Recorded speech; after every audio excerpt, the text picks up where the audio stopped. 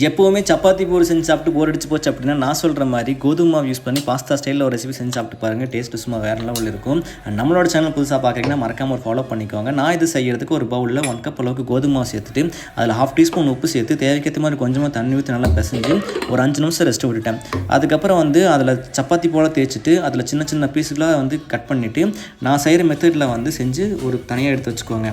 அதுக்கப்புறம் stove on பண்ணிவிட்டு ஒரு பேனில் 3 கப் அளவுக்கு தண்ணி ஊற்றிட்டு நம்ம ரெடி பண்ணி வச்சு அந்த பாஸ்தாவை ஒரு 2 நிமிஷம் போல் நல்லா குக் பண்ணி எடுத்துக்கோங்க.